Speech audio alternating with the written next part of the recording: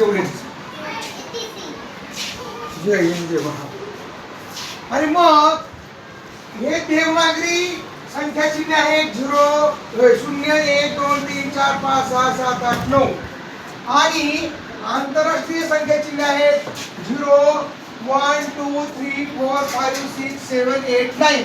आता आपल्याला ही जी संख्या आहे 65,375 65,375 ही संख्या तुम्हाला कशात सांगितली ओळखायची?